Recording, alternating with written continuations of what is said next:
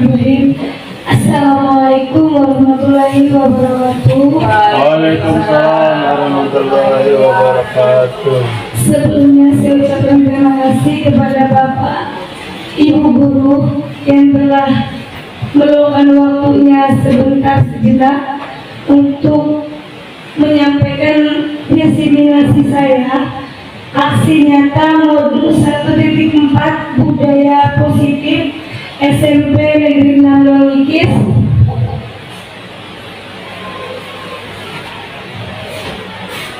Di sini Bapak Ibu di layar di dalam modul 1.4 yang saya laksanakan yaitu di calon guru penggerak, ada konsep inti budaya positif yang akan nanti kita terapkan di sekolah, yaitu pertama disiplin positif, kemudian motivasi perilaku manusia, keyakinan kelas atau keyakinan sekolah, posisi kontrol seorang guru, dan segitiga restitusi.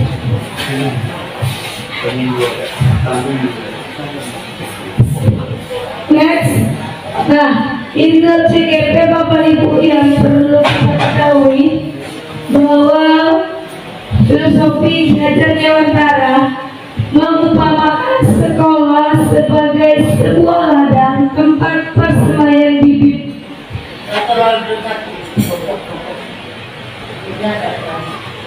agar bibit bisa berkembang secara maksimal. Maka petani dapat memperbaiki kondisi tanah, memelihara bibit tanaman, memberi pupuk dan air, membasmi ulat-ulat atau jamur-jamur yang mengganggu hidup bibit tanaman dan lain sebagainya. Dari uraian tersebut kita dapat memahami bahwa sekolah diibaratkan sebagai tanah tempat bercocok tanam, sehingga guru harus mengusahakan sekolah jadi lingkungan yang menyenangkan, menjaga dan melindungi murid dari hal-hal yang tidak baik. Dengan demikian, karakter murid tumbuh dengan baik sesuai dengan profil pelajar Pancasila. Salah satu cara yang dilakukan guru dalam membantu siswa tumbuh maksimal mempunyai karakter profil pelajar Pancasila adalah dengan membangun budaya positif yang berpihak pada murid, membangun keyakinan atau visi sekolah yang menumbuhkan dan mengembangkan budaya positif. Dalam mewujudkan budaya positif perlu adanya disiplin positif. Mari kita bahas tentang konsep disiplin positif dan motivasi melakukan disiplin positif dalam budaya positif di sekolah kita.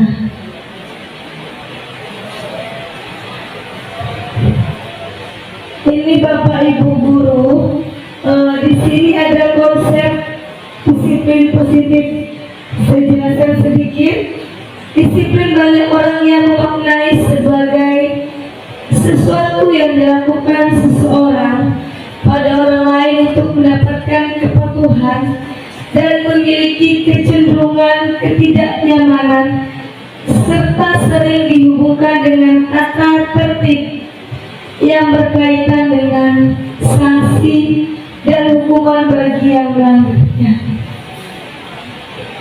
Ki Hajar Dewantara menyatakan bahwa untuk mewujudkan murid yang merdeka, murid harus memiliki disiplin yang kuat yang berasal dari dirinya ataupun berasal dari luar diri, yang dinyatakan dalam bukunya yaitu Pemikiran Konsepsi Keteladanan Sikap Merdeka, yang telah dicetak kelima pada tahun 2013 pada halaman 470 yang berbunyi, Di mana ada kemerdekaan, disitulah harus ada disiplin yang kuat.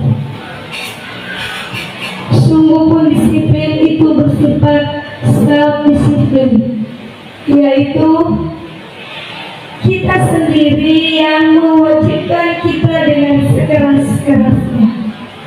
Tetapi itu sama saja, sebab jikalau kita tidak cakap melakukan self-disiplin, wajiblah penguasa lain mendisiplin diri kita.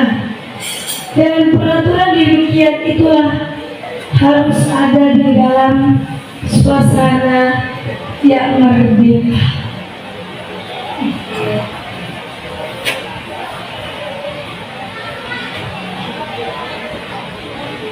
Bapak Ibu Dewan Guru, di sini ada 3 motivasi perilaku manusia.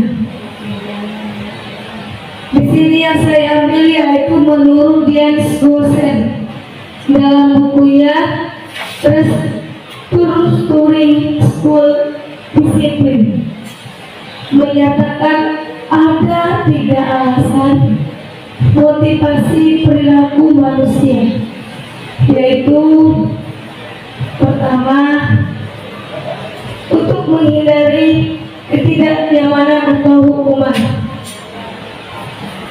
Ini yang sering kita lakukan di kelas kepada anak-anak, bagaimana caranya. Kemudian kedua, untuk mendapatkan imbalan atau penghargaan dari orang lain. Yang ketiga, untuk menjadi orang yang mereka inginkan dan menghargai diri sendiri dengan nilai-nilai mereka percaya dengan harga diri mereka sendiri.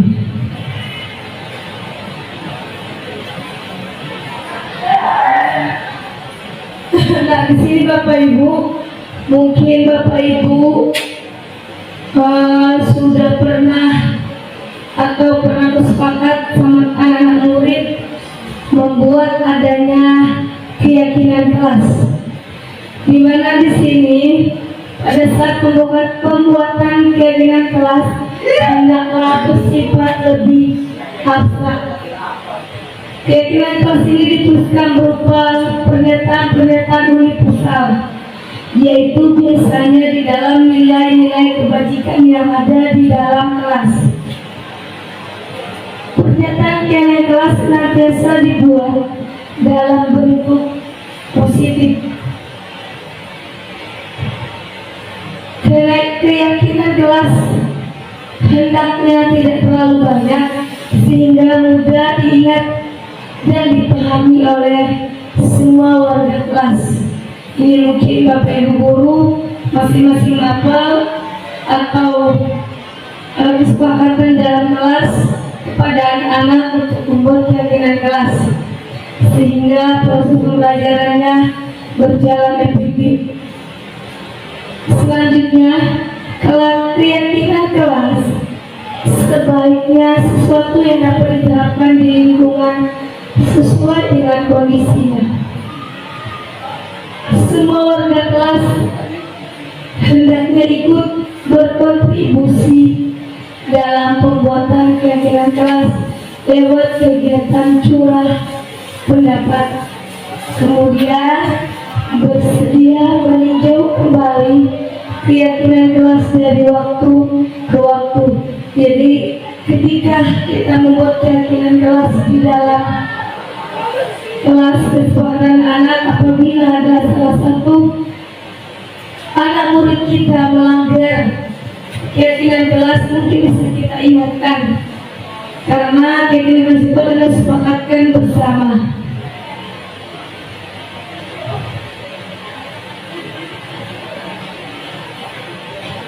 Ada 5 kebutuhan dasar manusia yang harus kita terapkan Bapak Ibu di dalam kelas sebagai seorang pendidik. Ini seluruh tindakan manusia itu memiliki tujuan tertentu. Semua yang kita lakukan adalah usaha terbaik untuk mendapatkan apa yang kita inginkan.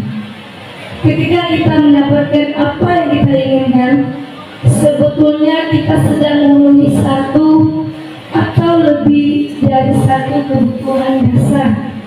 Mungkin di sini kita tidak sadar pada saat kita menjalankan proses pembelajaran yang terjadi, yaitu pertama misalnya di salah satu ada 5 kebutuhan dasar manusia yang ada kadang terdapat pada diri kita.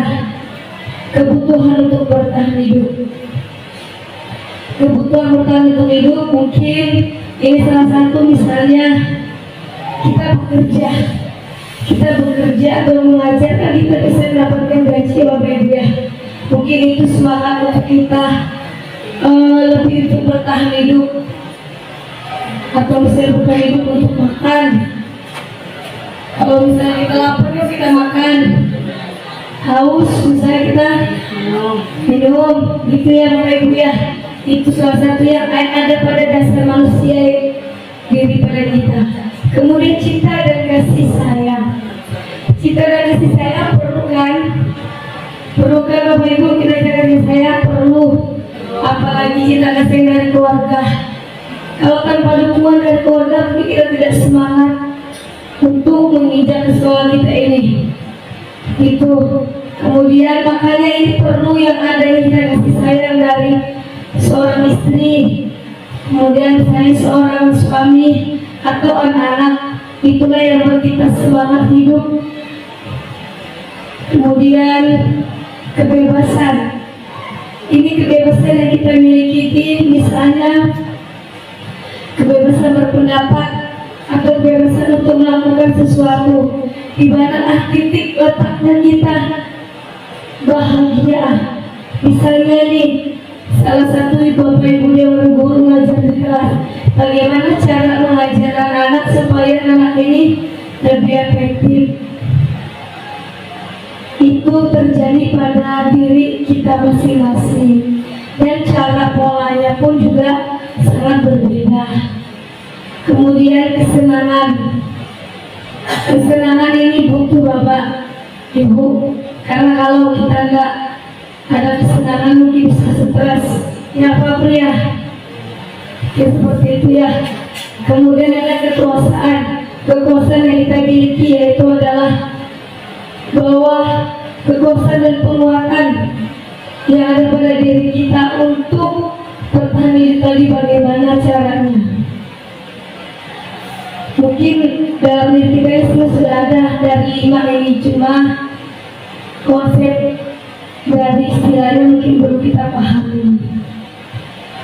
Ketika seorang melakukan suatu perbuatan yang bertentangan dengan nilai-nilai kebajikan atau melanggar peraturan, hal itu sebenarnya dikarenakan mereka gagal memenuhi kebutuhan dasar mereka. Untuk lebih jelasnya, mari kita lihat satu persatu.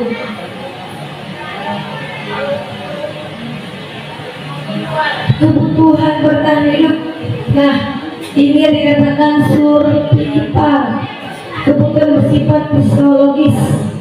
Untuk bertahan hidup misalnya kesehatan, rumah dan makan. Kalau kita tidak punya rumah, pasti kita kehujanan. Kalau kita tidak sehat, berarti pasti kita sakit, gitu ya. Kemudian kalau kita tidak makan, berarti kita lapar. Laparan. Seks sebagai bagian dari proses reproduksi termasuk kebutuhan kita bertahan hidup. Komponen psikologis pada kebutuhan ini meliputi kebutuhan akan perasaan aman. Kemudian cinta dan kasih sayang. Cinta dan kasih sayang kebutuhan untuk diterima. Kebutuhan ini dan 3 kebutuhan berikutnya adalah kebutuhan psikologis. Kebutuhan untuk mencintai dan memiliki meliputi kebutuhan akan hubungan dan koneksi sosial. Kebutuhan untuk memberi dan menerima kasih sayang, dan kebutuhan untuk merasa menjadi bagian dari suatu kelompok. Kebutuhan ini juga meliputi keinginan untuk tetap terhubung dengan orang lain, seperti teman, keluarga, pasangan hidup, teman kerja, binatang peliharaan, dan kelompok di mana kita tergabung. Jadi sifat kasih sayang ini sangat penting bagi kita. Anak-anak yang memiliki kebutuhan dasar cinta dan kasih sayang yang tinggi biasanya ingin disukai dan diterima oleh lingkungannya.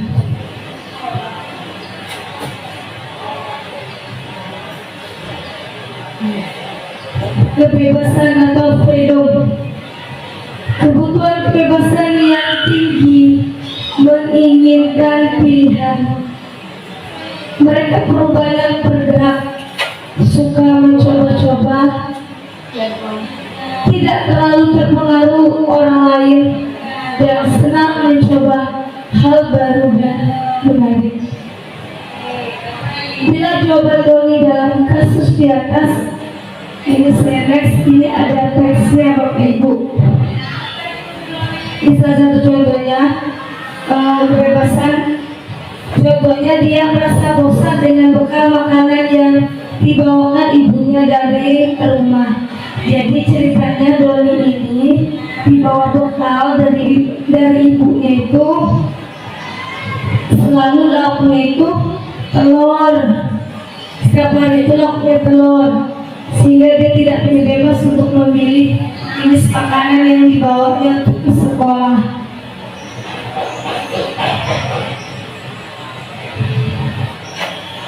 Kesenangan atau bahasa Inggrisnya fun.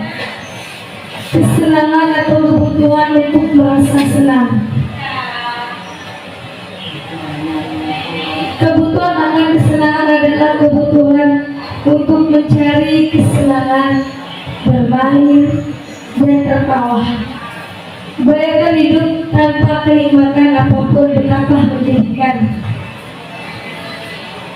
Belajar merupakan menghubungkan kebutuhan akan kesenangan dengan pelajar.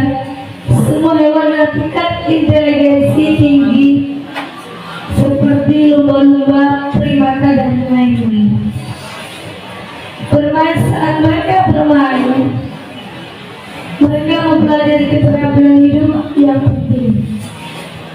Manusia tidak berbeda-beda, tidak berbeda. Anak-anak dengan kebutuhan dasar kesenangan yang tinggi biasanya ingin menikmati apa yang dilakukan. Mereka juga konsentrasi tinggi saat mengerjakan hal yang disenangi. Misalnya ini cenderungnya yaitu adalah pada hobi. Mungkin misalnya hobinya seperti Buria hobinya menari, begitu juga saya hobinya menari. Atau yang guru yang lain misalnya hobinya menyanyi misalnya. Nah itu adalah salah satu kebutuhan yang didasari oleh betul-betul timbul dari hati kita. Karena kita membutuhkan kesenangan. Kemudian kekuasaan atau power. Anak-anak memiliki kebutuhan dasar akan kekuasaan yang tinggi. Biasanya selalu ingin menjadi pemimpin. Nah, ini salah satu anak-anak yang kita temui di sekolah kita ini, menjadikan ketua OSIS, memiliki kekuasaan yang tinggi. Mereka juga suka mengamati sebelum mencoba hal baru dan merasa kecewa bila melakukan kesalahan. Mereka juga biasanya rapi dan sistematik dan selalu ingin mencapai yang terbaik. Dalam kasus di sini saya ambil dari Doni masih, dia merasa hebat karena temannya jadi takut dengan dia dan menurut keinginannya. Dia merasa seperti orang hebat, tidak ada yang berani melawan dia atau menantang dia. Kemudian maka sebetulnya Don ini sedang berusaha memenuhi kebutuhan dasarnya akan kekuasaan yang dimilikinya. Dia berkuasa di dalam kelas sehingga teman-temannya itu tidak berani dengan dia karena dia memiliki kekuasaan di dalam kelas tadi. Kebebasan atau kebutuhan akan pilihan. Kebutuhan untuk bebas adalah kebutuhan akan kemandirian, otonomi, memiliki pilihan dan mampu mengendalikan arah hidup seseorang. Anak-anak dengan kebutuhan kebebasan yang tinggi menginginkan pilihan. Mereka perlu banyak bergerak, suka mencoba-coba, tidak terlalu terpengaruh orang lain, dan senang mencoba hal baru dan menarik.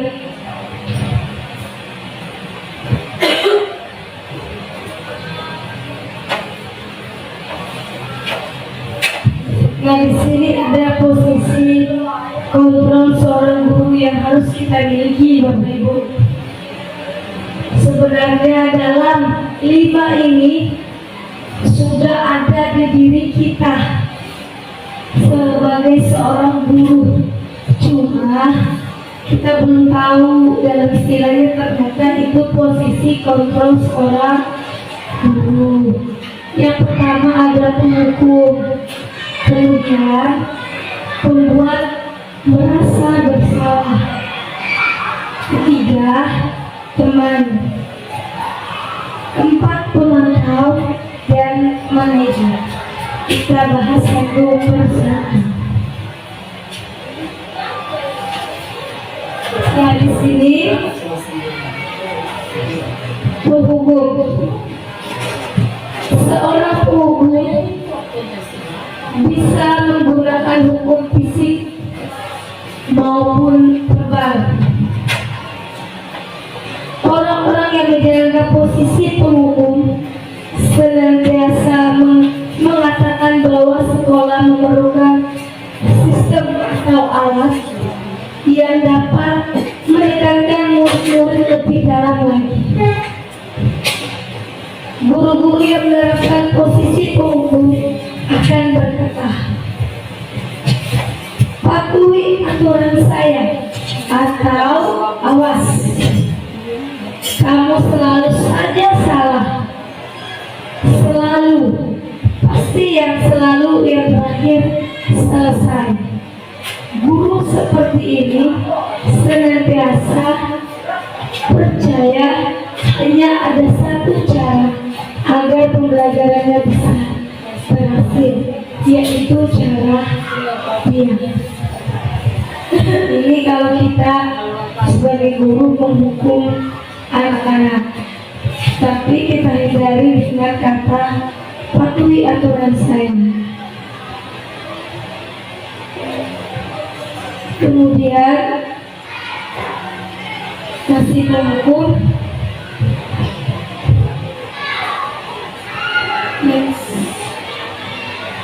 Nah, selanjutnya membuat orang merasa bersalah. Pada posisi ini biasanya guru akan bersuara lebih lembut. Membuat orang merasa bersalah akan menggunakan keheningan yang membuat orang lain merasa tidak nyaman, bersalah atau rendah diri. Kata-kata yang keluar dengan lembut akan seperti ini yang bisa aja mungkin Bapak Ibu katakan dalam, Ibu sangat kecewa sekali dengan kami. Atau kita berkata, Ibu sangat kecewa sekali dengan kamu, nak. Berapa kali Bapak harus memberitahu kamu? Atau berapa kali Ibu harus memberitahu kamu ya? Gimana coba? Kalau orang tua kamu tahu kamu berbuat begini. Ini kalimat yang biasanya ketika anak ada ada masalah dalam kelas,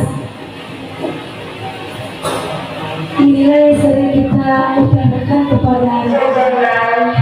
Untuk membuang sampah di tempat yang telah disediakan.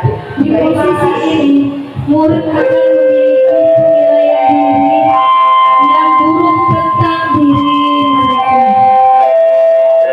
Murid merasa tidak berharga dan telah mengecewakan orang-orang di sekelilingnya.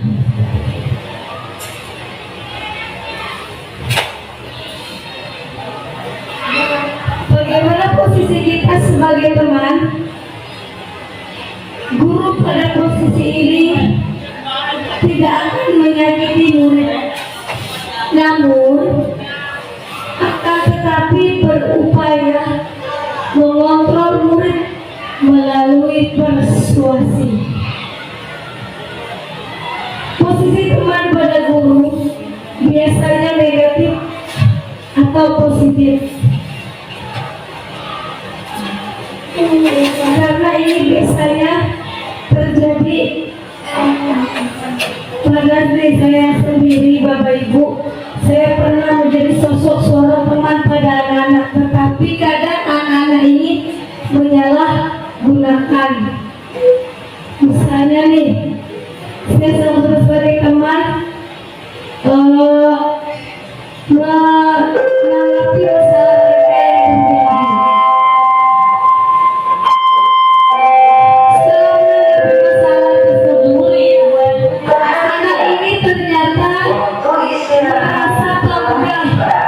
merasa bangga karena saya selalu membela mereka. Nah, ini mesti teman tidak boleh kita lakukan di dalam kelas atau sebagai wali kelas. Itu kadang sering terjadi, sehingga ketika kita membela pada anak-anak ini melunjak kalimatnya. Saya sering dibela sama Bu Tiara, ulang lagi. Nah, ini yang harus kita jauhi, karena ada kisah negatif untuk kita sendiri. Guru di posisi teman menggunakan hubungan baik dan humor untuk mempengaruhi seseorang. Mereka akan berkata, ayo bantulah demi Bapak Ibu, ya. Ayo ingat, tidak bantuan Bapak selama ini. Ya sudah, kali ini tidak apa-apa, nanti Ibu bantu bereskan. Nah, ini tadi yang saya jelaskan. Hal negatif dari posisi teman adalah bila suatu saat guru tersebut tidak membantu, maka murid akan kecewa dan berkata, saya pikir Bapak Ibu teman saya. Nah, ini yang sering pernah saya alami seperti ini. Waktu saya ngajar di sana, murid merasa dikecewakan dan tidak mau lagi berusaha karena tadi dia merasa saya selalu bantunya. Hal lain yang timbul adalah murid hanya akan bertindak untuk guru tertentu dan tidak untuk guru lainnya. Murid akan tergantung pada guru tersebut. Nah, ini bahaya sebenarnya, Bapak Ibu. Yang harus kita jauhi seperti ini. Karena kadang kalau kita sering membela anak-anak ini merasa, Allah, saya akan dibela kok. Nah, dari Ibu. Kemudian posisi kontrol yang harus kita lihat yaitu adalah monitor atau pemantau. Memonitor ini berarti mengawasi. Ini adalah posisi yang paling mantap kita sebagai seorang pendidik. Pada saat kita mengawasi, kita bertanggung jawab atas perilaku orang-orang yang kita awasi. Posisi pemantau berdasarkan pada peraturan dan konsekuensi dengan menggunakan sanksi ataupun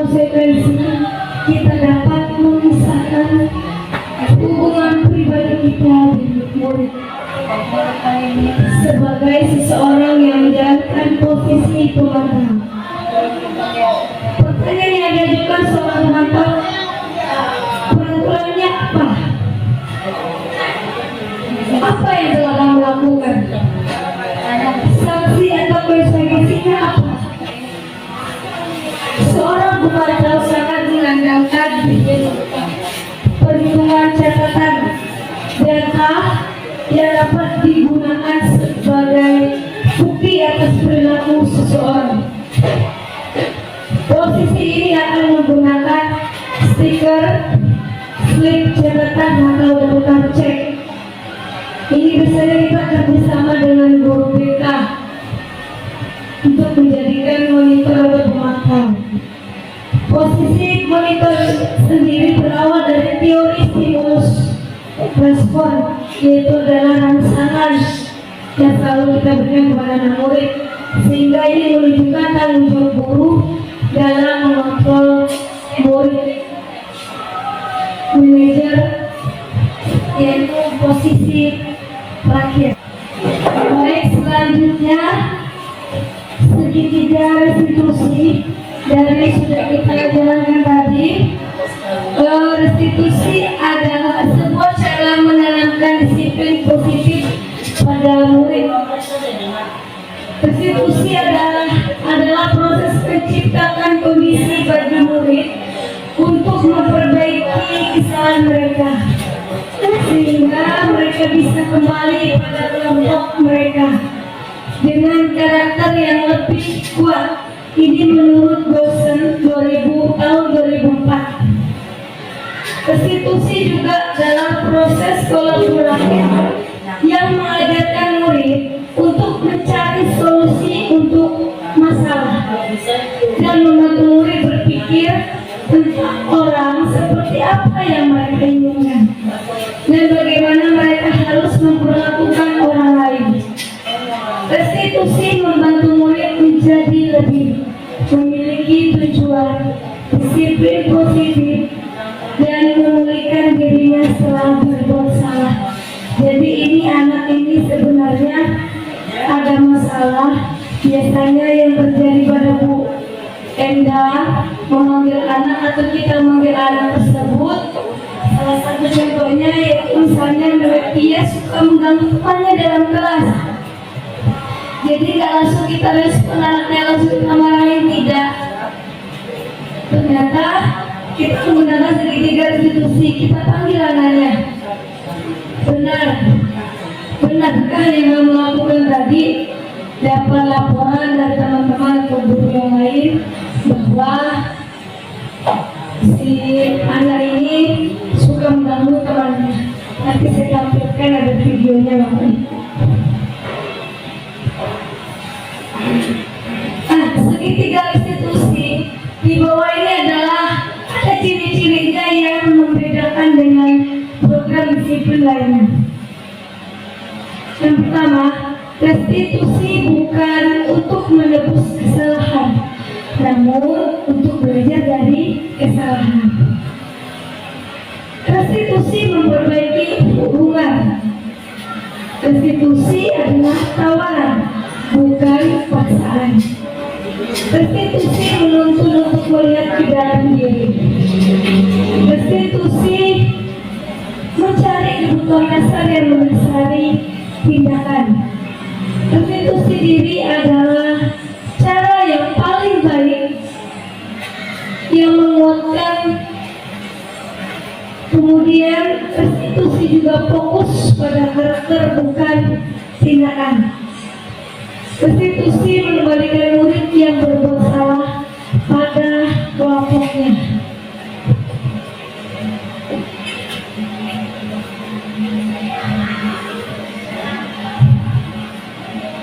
Ini ada video Bapak Ibu mau saya tampilkan dari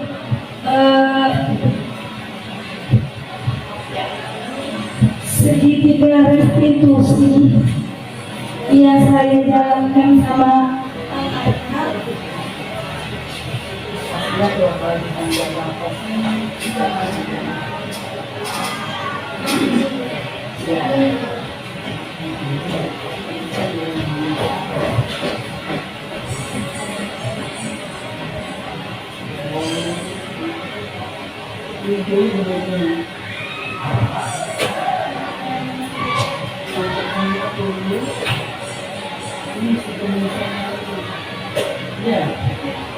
Ini dalam video tersebut nanti ada kegiatan restitusi yang saya sampaikan ke anak-anak.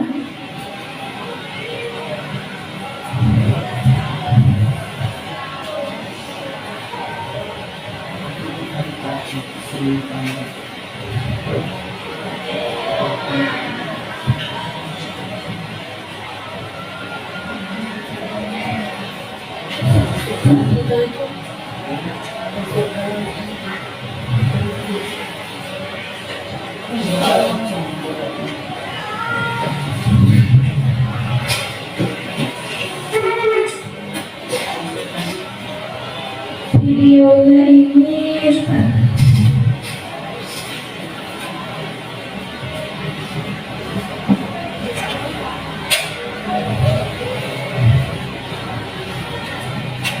ada di bagian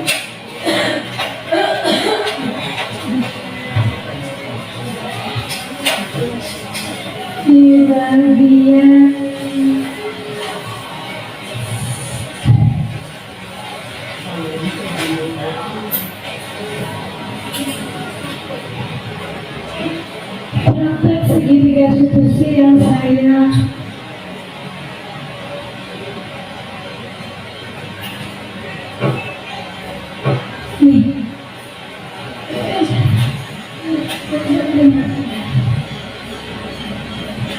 sebentar Bapak Ibu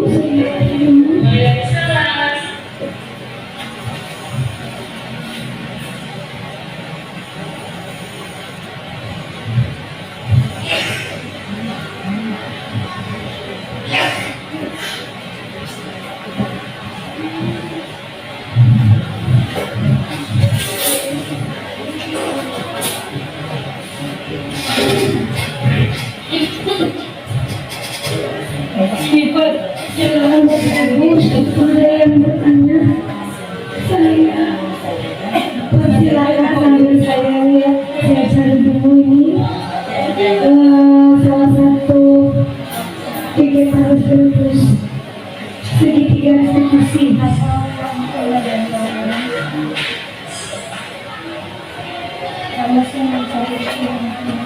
silakan ada yang ditanyakan.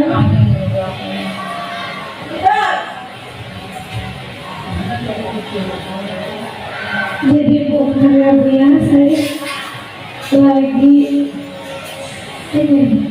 mencari ini.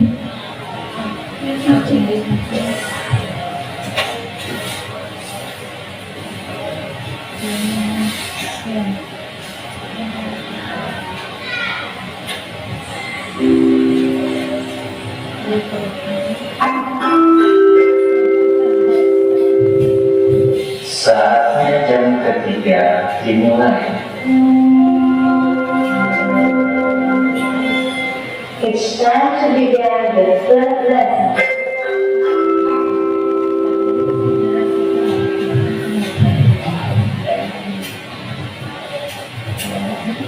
Silakan ada pertanyaan Kak Ibu.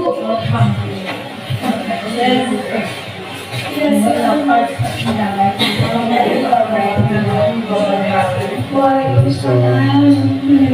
Jadi yang saya tanyakan yaitu tentang mengatasi anak-anak Bu.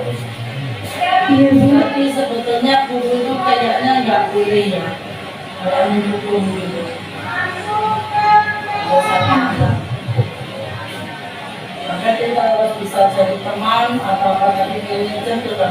Tapi ada kalanya guru ini juga manusia itu, bukan malaikat. Jadi kadang-kadang kita itu ada kalanya memang ya harusnya seperti itu, harus sabar menghadapi siswa. Tapi suatu saat ada kita tuh yang lagi nggak mood, mungkin banyak masalah atau bagaimana. Nah akhirnya pada saat itu kita tidak bisa melaksanakan hal yang seperti itu. Nah, kira-kira gimana solusinya untuk mengatasi hal seperti itu? Karena itu berkali-kali kemudian kesalahan, bukan hanya sekali. Benar, benar sekali Bu. Karena kita kalau nggak biasanya kan kita kan selalu masih kumpul ya Bu ya, anak-anak ini. Nah di sini dalam budaya positif ini yang seharusnya kita lakukan yaitu adalah di segitiga restitusinya itu Bu. Di segitiga restitusi itu ada di sini dia. Kita tanya dulu masalah permasalahannya Bu. Nanti ketika anak itu bermasalah dalam kelas berulang kali nih, misalnya tidak mengerjakan tugas, ya kan Bu, kita capek seorang guru misalnya kan, Kasih tugas, orang tetap tidak bisa dikerjain seperti itu. Jadi karena kita tuh bingung mau ngasih nilai apa seperti apa gitu. Nah jadi posisi kontrol guru yang paling tepat Bu sebenarnya segitiga restitusi tadi. Jadi nanti anak itu yang pertama yang menamakan menstabilkan identitas mereka Bu. Kita tanya dulu sama mereka apa maunya, benar Bu, benar.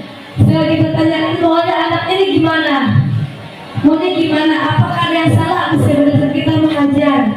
Kalau misalnya tidak berkata enggak Bu, terus ada apa masalahnya, kenapa kamu tidak mengerjakan, kita mau anaknya gimana. Jadi kita ikuti, karena dalam proses posisi kontrol guru ini kita selalu berpihak kepada murid. Jadi intinya kita mengikuti alurnya murid. Dari cara belajarnya murid, kita panggil murid ini, kita tanyakan kenapa kamu tidak mengerjakan. Mungkin seringnya kita lakukan ini, tapi kita nggak tahu mungkin dalam kata segitiga restitusi. Setelah itu kita tanyakan apa maunya dia. Misalnya anak-anak berkata kadang menjawab nggak apa Bu, atau lagi kepala saya. Nah setelah itu kita cari solusinya juga Bu. Kita cari solusinya juga. Setelah kita sudah menanyakan anaknya maunya gimana Bu, saya nggak mau misalnya Ibu banyak betul ngasih saya tugas, saya capek Bu kerjanya atau gimana. Kita cari solusinya, bagaimana anak ini mau mengerjakan tugas kita itu tadi. Jadi sehingga kita sebagai guru tadi, kita juga sebagai manajer pemantauan anak ini merasa lebih nyaman ke kita. Jadi mungkin untuk kurikulum merdeka ini memang kita berbeda kepada murid, tetapi bukan berarti anak-anak ini merdeka. Tidak, cuma caranya kita, makanya kita betul-betul setiap pembelajaran itu bikin suasana ini nyaman. Dan kemudian kita selalu menggunakan speaking dalam kelas sehingga anak ini jenuh. Kita gunakan speaking itu. Dan akhir pembelajaran kita gunakan refleksi kita mengajar. Biasanya Bu, saya pernah sebelum saya masuk kelasnya belum mengajar nih, ini Bapak Ibu saya selalu bersama anak-anak Ibu minta refleksi dari kalian, apa sih yang dari diri Ibu ini yang tidak kalian sukai. Ternyata ada sebagian menjawab Bu Sri, Ibu ini jarang loh Bu masuk kelas. Itu ada Bu, ada. Jadi itu ada, tapi Anda tidak menyebutkan nama. Tapi inilah ya Bapak Ibu, kita itu harus perlu seperti ini. Ini yang saya jalankan Bu. Akhirnya saya mengatakan sama anak, mohon maaf anak-anak, Ibu kerja Ibu ini. Tapi ketika Ibu tidak terus, Ibu akan lebih fokus lagi itu aja. Seperti itu Bu, karena saya menyadari dalam satu minggu itu Bu, karena saya sering harus ke Grogol ngurus SPG, dan saya jelaskan ke anak Bu, nah Ibu ini Bunda harus mengajar SPG. Oh, bilangnya begitu aja Bu, jawaban dari anak itu. Oh, begitu aja. Jadi ternyata Tribunal anak itu anak Bapak Ibu silakan kalian kita lakukan revisi kepada anak-anak. Dengan hal seperti itu ada juga yang menjawab Bu, kalau bisa ini tanggapan dari anak-anak nih ya. Jadi kertas tapi mereka tidak memakai nama. Jadi saya tidak tahu siapa posisi anak ini. Saya tidak tahu. Bu, coba Bu, kita sekali Bu belajar di luar. Begitu Bu. Ada itu anak-anak itu, ada pokoknya dari pendapat saya. Akhirnya dari pendapat anak-anak itulah Bapak Ibu kita bisa mengubah manajemen kita seorang guru mengajar, karena kita sudah memasuki kurikulum merdeka beda dengan yang 13. Kalau ketika kita harus belajar perangkatnya Bu Ade. Kalau dulu kan harus seperti itu, kalau merdeka kan tidak sesuai dengan kemampuan anak-anak, disitulah kita mengajari anak-anak. Mungkin itu saja jawaban dari saya Bu. Atau tanggapan yang lain dari ibu lain boleh saran dan masukan saya terima. Ada lagi Kak Busri? Ini videonya saya cari ini belum ketemu lah Bu. Maksudnya ada kegiatan ini, salah satu contohnya saja ini. Oh ini Lisa yang kalau nggak salah ini.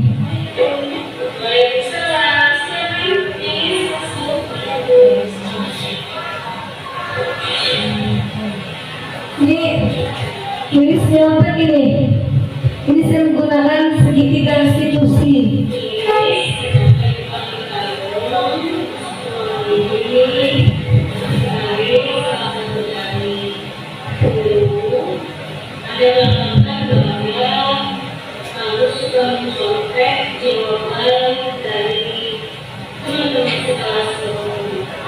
Ini bisa nih Bapak Ibu. Nah ini sebenarnya Bu, nah Bu, ini video yang nanti bikinkan ini sebenarnya bisa masuk kita di KMM itu juga bisa Bu. Sebagai itu di peningkatan pembelajaran yang kemarin kita bahas itu boleh nanti sesuatu guru ini sudah masyarakat seperti ini. Ada kegiatannya Bu kemarin saya masukin di itemnya. Di kualitas pembelajaran itu nanti bisa kan.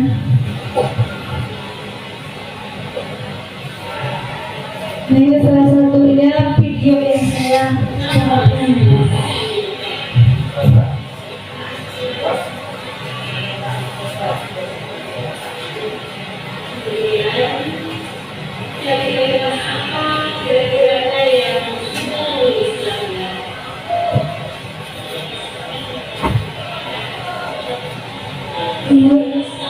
Di sini menyontek, kemudian cerita ini dia ini tidak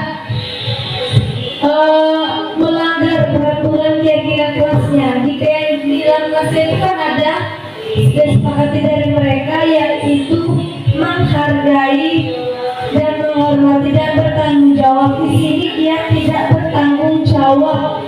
Jadi tugasnya dia ini ceritanya belum selesai, tetapi dia ingin cepat mengumpulkan, akhirnya dia mencontek seperti ini. Salah satu contohnya.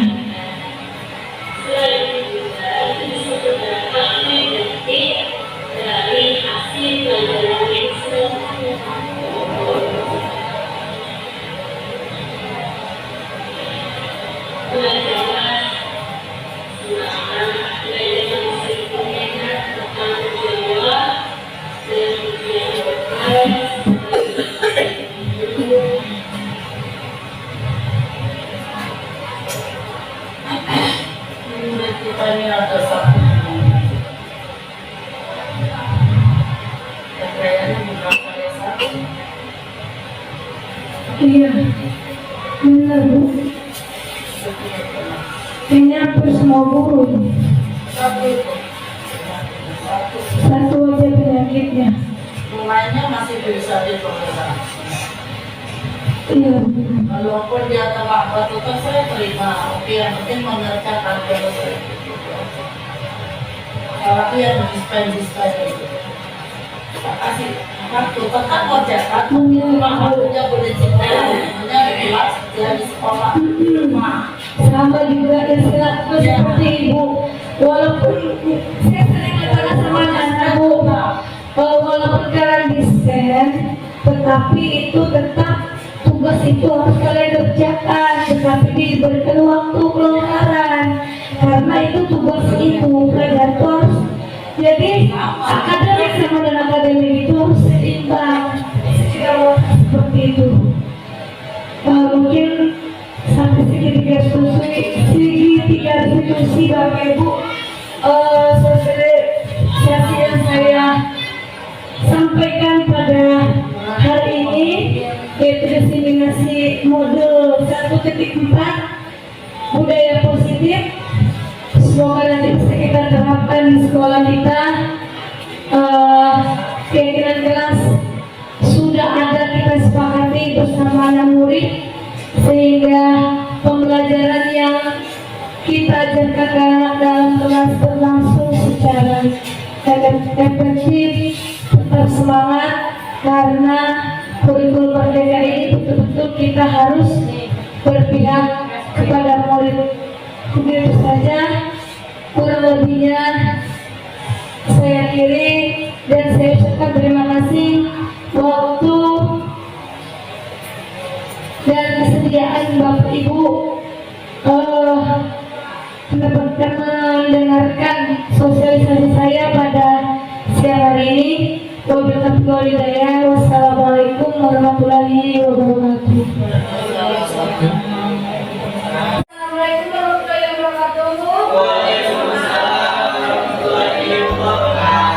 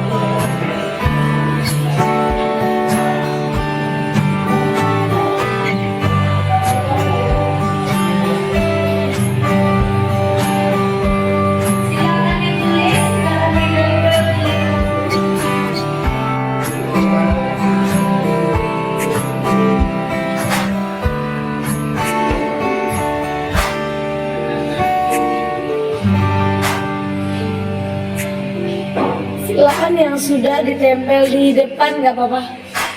Silakan.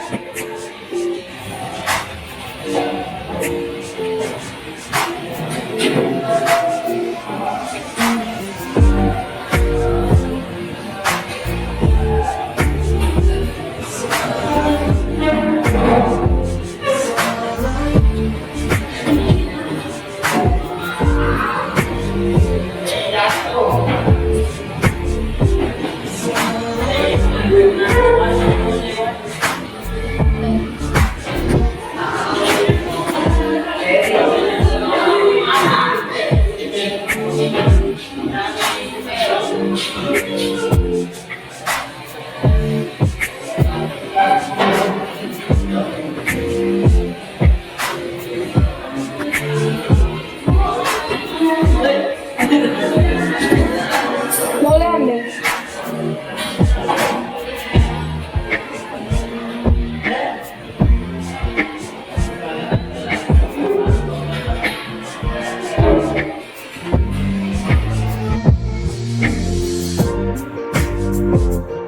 Oke, baik anak-anak, ini adalah kata-kata yang kalian bikin, yang nanti akan disematkan di dalam kelas. Itu tentang keyakinan kelas. Ini dibaca, yaitu tidak boleh menyimpan sampah dalam kantong plastik. Berarti bersihkan kelasnya jika menyimpan sampah. Berarti tidurnya itu adalah menjaga kebersihan di dalam kelas. Kemudian tidak mengotori kelas saat jam istirahat. Sama ya, bersama tadi. Kemudian tidak mengobrol saat guru menerangkan atau menjelaskan. Nah, berarti ini adalah harus saling menghormati, ya kan? Oke. Kemudian jangan ribut saat belajar. Berarti ini bertanggung jawab juga. Ya, bertanggung jawab ketika temannya atau guru lagi menjelaskan, berarti kalian tidak boleh ribut dan fokus bertanggung jawab dan menghargai pada saat ini menjelaskan. Kemudian pikir tepat waktu. Jadi tadi bikin perkataannya yaitu adalah pikir tepat waktu dan membersihkan kelas sampai bersih. Berarti datangnya harus lebih awal. Oke. Kemudian ini menjaga kebersihan dan kerapian dalam kelas. Kemudian tidak berbicara saat guru sedang menjelaskan atau menerangkan pada saat pembelajaran. Ini saling menghargai. Kemudian sama ini datang sekolah tepat waktu. Ini juga tidak berbicara ngobrol saat guru menerangkan materi. Ya, menjaga kebersihan dan kerapian di dalam kelas. Oke, ini adalah salah satu kesepakatan kalian, nilai-nilai kebajikan. Jadi adalah kebajikan adalah nilai yang tumbuh dari kalian, seperti dalam kelas ini. Ketika kalian melanggar ini, apa konsekuensinya nantinya? Apa? Denda. Kalau denda aku nggak bakal dilakukan itu. Teman lu,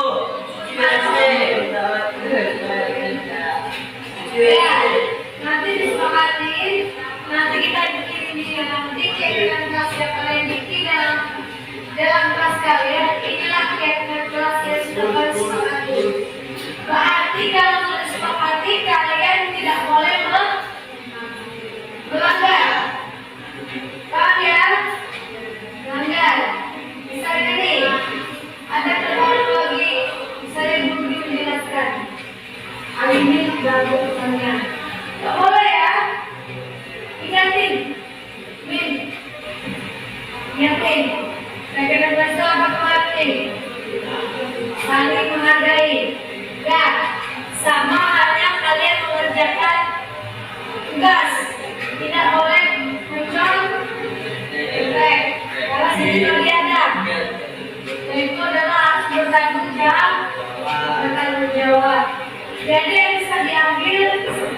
Apa saja? Benar ucap, jawab. Kemudian saling menghargai dan menghormati pendapat orang lain, menjaga kebersihan di dalam kelas. Kemudian datang tepat waktu. Kemudian yang kelima, apa yang terakhir? Oh, itu tanggung jawab. Itu masuk tanggung jawab. Apalagi disiplin ya. Oke, disiplin dalam pelajaran. Oke, jadi anak-anak, ini adalah kajian kelas. Dalam hal ini tentang budaya positif yang ada di lingkungan sekolah atau lingkungan kalian. Jadi kualitas ini adalah berlaku di dalam kelas. Paham ya? Dan posisinya kalian sudah sepakati. Oke? Sudah sepakati, jadi sudah selesai.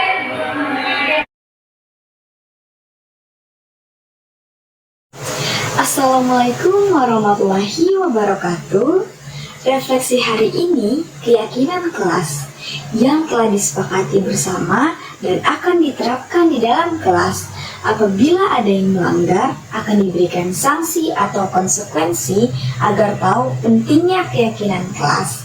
Semoga dengan adanya keyakinan kelas akan membuat kelas terasa lebih nyaman. Terima kasih. Wassalamualaikum warahmatullahi wabarakatuh.